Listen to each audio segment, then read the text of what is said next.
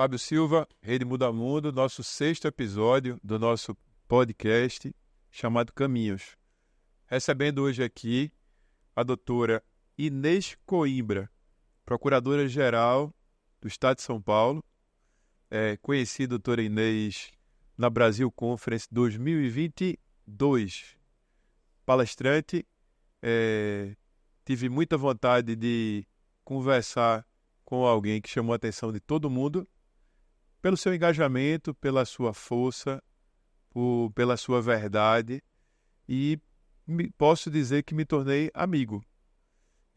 O episódio de hoje, ele traz ao podcast Caminhos, alguém que tem um caminho pela frente. Então, melhor do que eu apresentar Inês, eu gostaria que não a procuradora, mas a pessoa se apresentasse. Seja bem-vinda. Quem é Inês? Oi, Fábio. Finalmente conseguimos gravar. É uma alegria estar aqui com alguém que eu também considero amigo.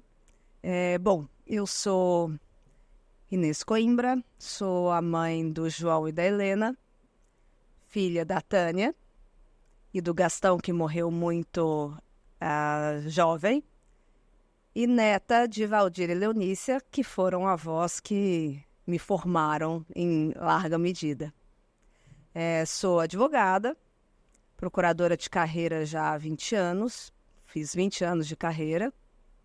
Sou mineira, com uma passagem pelo Espírito Santo, e já paulista de coração há muitos anos. São Paulo foi um lugar que me acolheu e que eu amo profundamente. Gosto de cozinhar. Gosto de fazer trilha e estou tentando administrar e equilibrar todos os pratos que eu vou colocando para girar. É isso. Bem-vindo ao Recife. Gravamos esse episódio durante o Hack and Play, um dos principais festivais de inovação, tecnologia, negócios da América Latina. Recebê-la aqui é um grande prazer. E eu quero saber o que faz uma procuradora no dia a dia, qual é o trabalho, qual é a atividade, quais são as demandas, qual é a responsabilidade. Então, se é para falar, explica também o que é o bom, o que é o ruim, como que se meteu nisso tudo, qual é a paixão, qual é a missão da Inês, da doutora Inês, procuradora do Estado de São Paulo. Essa é uma pergunta que eu preciso responder algumas vezes, né? Esse nome não ajuda. Já me perguntam, mas está procurando o quê? Enfim, já achou? Bom, a Procuradoria do Estado é, na verdade, o órgão jurídico do Estado. É a advocacia pública. Os procuradores são aqueles que dão assessoramento jurídico a todo o governo. Então, nós estamos tanto na frente do assessoramento para construção de políticas públicas. Então, todo contrato, todo programa, todo projeto de governo que é lançado, certamente passou pelas mãos de um procurador do Estado para dar para o gestor a segurança jurídica, a conformação jurídica, enfim, os caminhos legais para que aquela política pública pudesse acontecer. Estamos também atuando na defesa do Estado e de todos os seus órgãos, enfim, em todas as ações judiciais. Então, toda vez que o Estado é autor ou réu de uma ação, seja uma ação para cobrar um imposto, seja uma ação de judicialização de saúde, seja uma ação de responsabilidade civil, qualquer tema, qualquer ação que o Estado é parte, é um procurador do Estado que está patrocinando esse interesse do Estado. Mas como nós temos essa capilaridade tão grande e porque estamos em todos os lugares do Estado, em todas as secretarias, em todas as entidades, somos responsáveis pelo jurídico do Estado, vamos dizer assim, a gente também tem uma responsabilidade grande de fazer a estratégia jurídica mais macro, né? E uma responsabilidade por tornar o Estado um ente responsável quando litiga. Então, essa talvez seja a missão principal de uma advocacia pública, que é garantir segurança jurídica ao gestor que foi democraticamente eleito para que ele possa implementar o seu plano de governo eleito democraticamente nas urnas, mas fazer isso com responsabilidade e com responsabilidade dentro do sistema de justiça.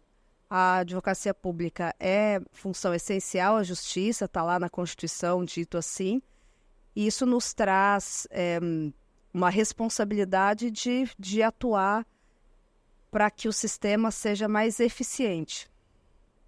Eu acho que essa é talvez a missão. Cheguei aí, enfim, cheguei em São Paulo formada, me formei no Espírito Santo, cheguei em São Paulo para estudar e acabei fazendo o concurso da Procuradoria, um pouco, até na época, um pouco desavisada, assim, não posso nem dizer que foi alguma coisa sonhada,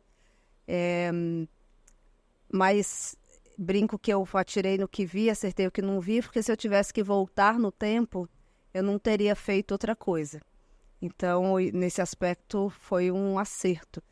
E a época que eu entrei na carreira, a Procuradoria do Estado de São Paulo ainda era responsável pelas funções de defensoria pública.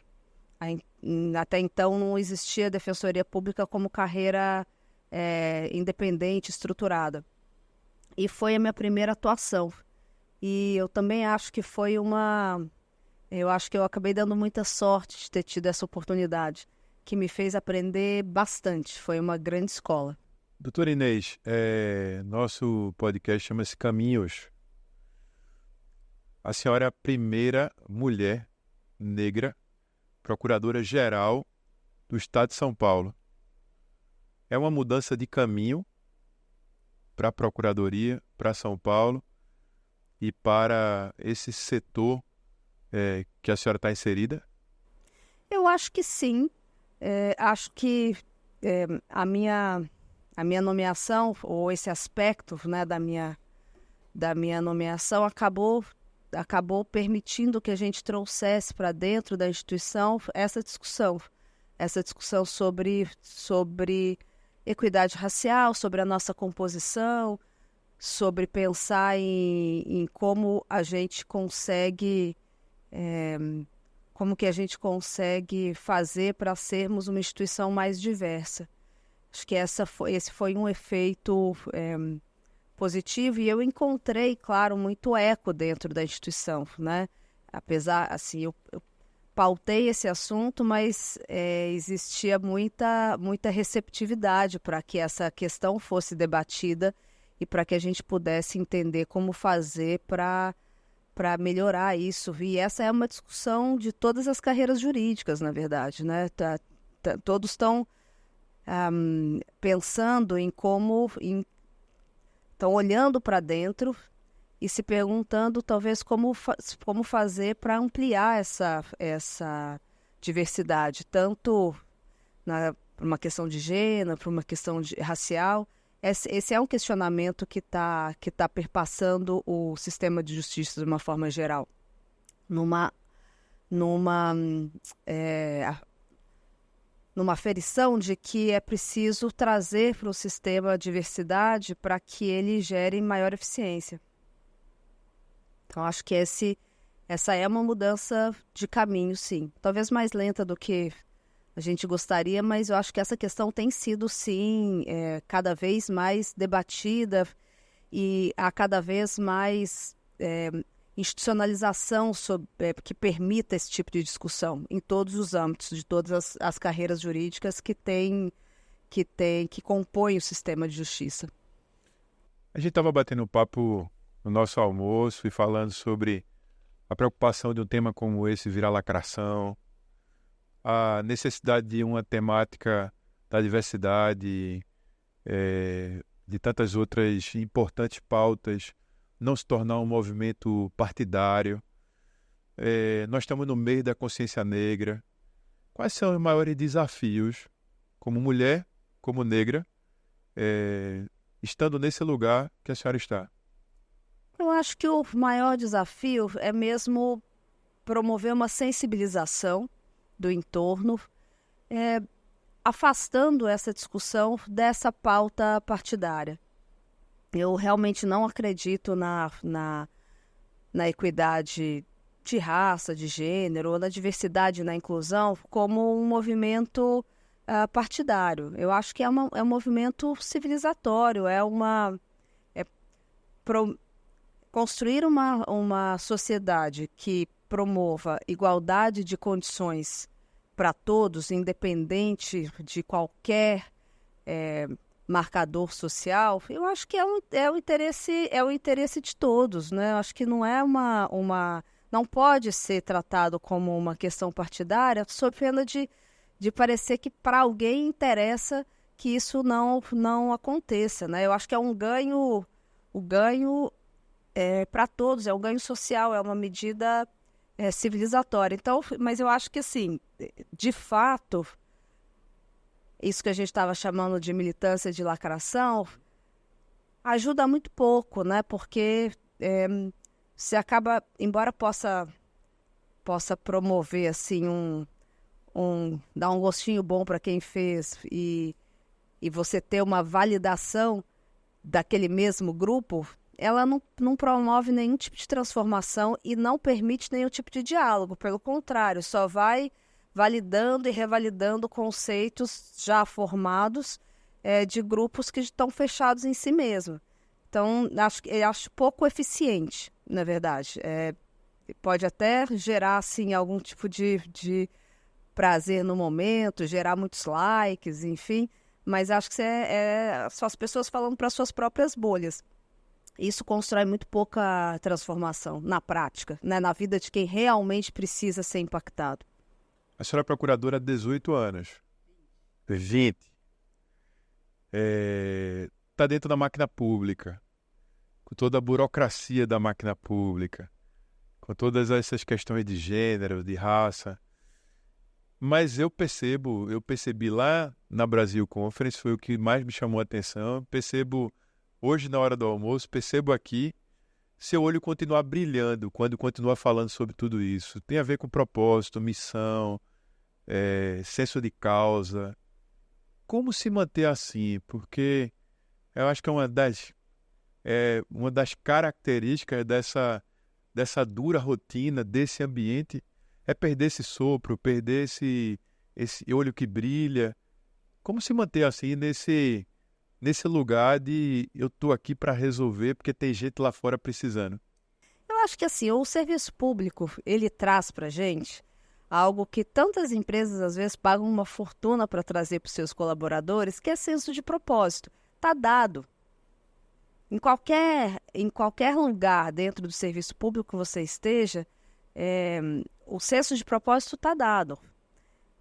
Mas eu acho que o grande desafio é a gente se manter perguntando, e isso é uma provocação que eu sempre faço para as pessoas que estão trabalhando, com quem eu estou trabalhando junto, e faço para mim mesma, que é por que a gente está fazendo o que a gente está fazendo do jeito que a gente está fazendo.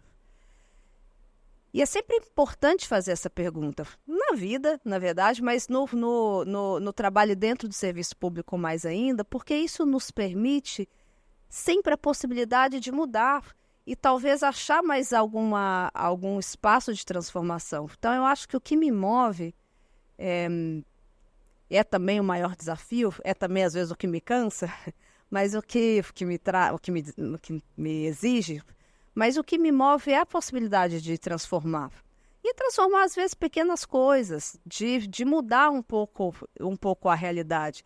Eu acho que é um privilégio você estar dentro da máquina pública, podendo trabalhar para fazer algum tipo de transformação.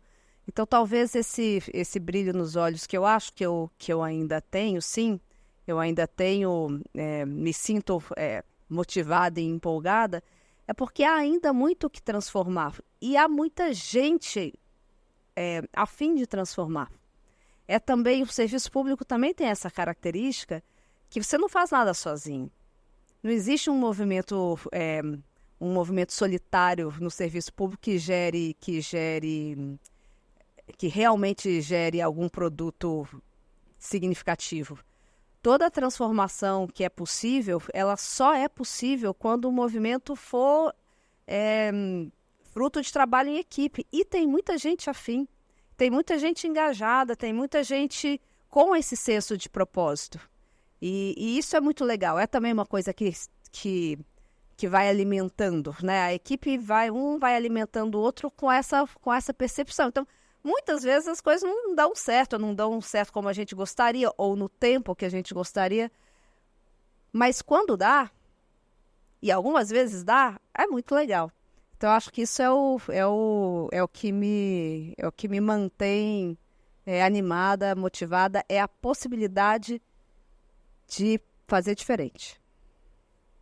A senhora chegou, a gente deu uma volta na ilha, fomos até o Marco Zero, entramos na Central do Artesanato, a senhora queria levar tudo para casa, fez uma sacolinha aqui, uma sacolinha ali, foi levando e tal.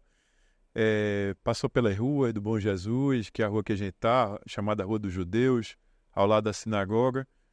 E aí já a senhora cai numa sala para falar para a juventude, cheio de jovens. A sala estava abarrotada de pessoas querendo lhe ouvir e ser inspirados por alguém como uma procuradora, que não é normal. A pergunta é, o que essa juventude perguntou? Como faz para falar para a juventude, é possível, vamos, tá aqui um caminho. Qual foi a experiência hoje de manhã aqui? Foi uma experiência e tanto, assim, eu acho sempre um desafio falar para a juventude. Mas acho também uma troca muito rica, porque é uma forma de você entender como o mundo está sendo revisto e reconstruído por esses jovens que estão chegando e que vão ocupar esse espaço.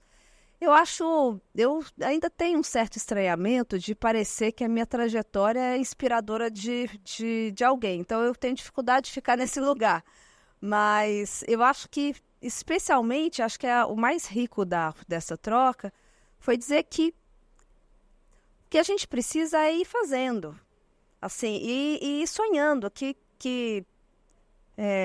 se permitir sonhar é alguma coisa importante, independente de onde você venha, independente de qual a sua biografia, e mais que isso, que a sua biografia, qualquer que seja ela, e às vezes aquela que você pode julgar como alguma coisa muito difícil e tal, é na verdade uma potência, pode ser transformada numa potência. Então, muitas das dificuldades que eu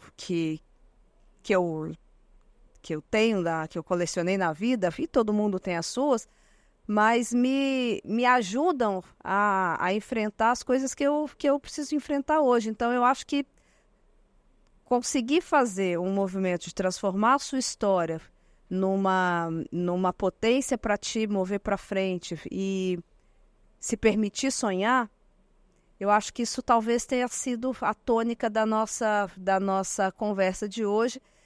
E a importância de construir pontes. A gente falou bastante sobre isso, sobre como é importante conversar para com aquelas pessoas que são diferentes da gente.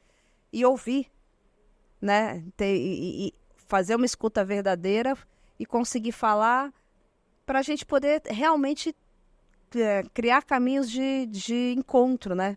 De mais espaço de encontro. E eu acho que os jovens são muito mais conectados, têm muito mais informação, para o bem e para o mal, mas eu acho que eles estão genuinamente interessados em promover algum tipo de transformação. Eu sinto isso como uma coisa muito latente, pulsante. Senti isso, pelo menos, na plateia de hoje.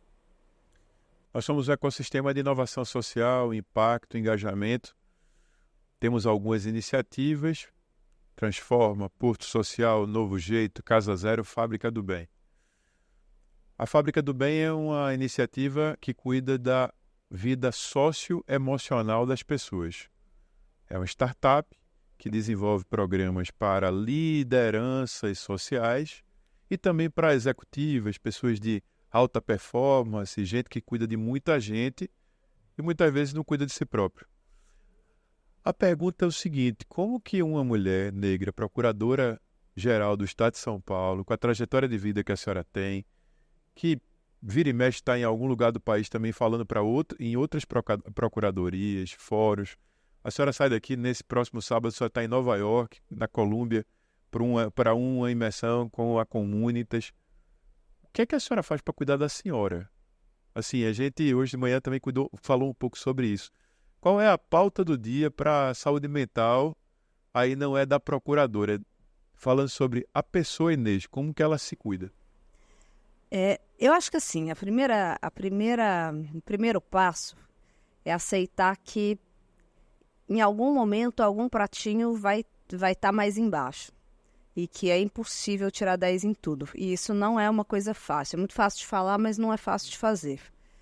Porque a gente tem 24 horas no dia e você não ganha mais horas porque você resolveu fazer mais coisa. Então, aceitar isso para mim foi o primeiro passo. Terapia é alguma coisa bastante importante, né? Claro, eu espero que minha terapeuta não ouça isso, porque ela vai dizer, tem tempo que você não está aparecendo aqui, mas... Está levando falta. Está levando um pouco de falta, mas a terapia foi uma transformação para mim. Eu comecei a fazer, já tem mais de 16 anos que eu faço, e foi muito importante na minha vida, muito importante. E neste momento, eu estou, assim, tentando buscar um caminho de equilíbrio, dedicação à atividade física, uma alimentação um pouco mais saudável, tentando fazer esse pacote saúde aqui, aceitando que não tenho mais 20 anos e que isso tem tem seu preço aí, tem seu peso nessa equação, mas tentando equilibrar um pouco, né? Eu acho que, assim, para mim é muito sofrido o tempo que eu preciso abrir mão de convivência com os meus filhos. Esse talvez seja a parte mais difícil e eu não tenho muita paz a esse respeito. É sempre um fantasma que me assombra. Assim, embora eles não sejam mais criancinhas, mas é um fantasma que me assombra de ficar pensando, puxa, será que vale a pena? O que eu estou perdendo? Enfim, mas talvez essa seja a parte mais difícil, mas eu estou tentando fazer um pouco desse equilíbrio, tentando fazer, assim, estou aderindo à meditação, que está sendo uma coisa muito boa, difícil, boa. Estou tentando trazer a meditação assim para a minha vida e está sendo bom. Mas mais que isso é tentar falar alguns nãos também, que também é uma coisa difícil. Eu tenho um problema sério em olhar para a minha agenda e onde está escrito 15 minutos, eu leio 1h30. E as coisas geralmente não fecham. Então, eu estou tentando administrar melhor isso e escolher um pouco melhor onde colocar a energia, também para não enlouquecer quem trabalha comigo. E tentar equilibrar um pouco, tentar estar mais perto da natureza. É uma coisa que tem me ajudado, então me acalma, me desconecta. Eu faço menos do que eu gostaria, mas toda vez que eu consigo, me recarrega muito. Então eu tenho tentado ir com um pouco mais de tranquilidade, sem tanta... fechando um pouco todos os meus tentáculos, tá? Recolhendo alguns para poder dar conta sem tanto sofrimento. Mas não é fácil, sim. O que eu queria dizer é que às vezes as pessoas veem, né, ou pelas redes sociais, ou fica achando que tem um preço. Tem um preço de saúde mental, de saúde física, de escolhas. Tem um preço para todo mundo. Eu acho que não existe ninguém que seja super. Não existe isso. Acho que quando a gente também humaniza, isso é importante. Quando a gente se reconhece, fala, nossa, eu sou gente e estou cansada e preciso parar um pouco. Isso tem sido importante para mim. Eu lembro que a gente se encontrou em São Paulo, a gente saiu para tomar um café e eu fiz um guardanapo. Eu tenho ele ainda. Tá guardado.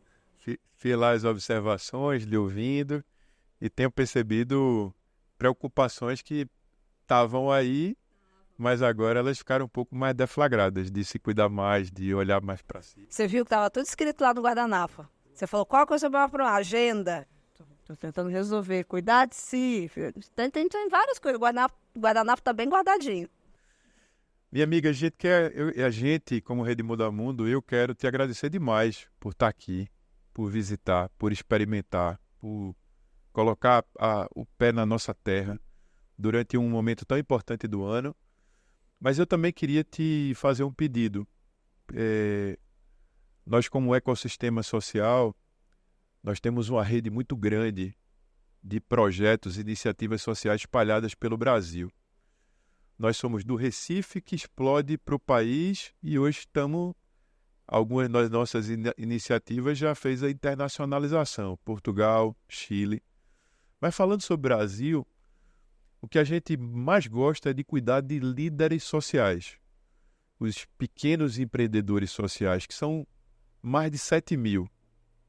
Eles estão espalhados desde as cidades ribeirinhas na Amazônia, cidades que pegam um barquinho ali, são horas e horas e horas e horas para chegar lá na ponta, e eles vão lá para levar educação, para levar saúde, para levar lazer, para crianças que não têm absolutamente nada, áreas super remotas, como o sertão nordestino, gente que está lá na ponta com programa de geração de renda, qualificação profissional, nas grandes cidades, dentro das favelas, tentando impedir que o tráfico chegue na vida da criança, das famílias.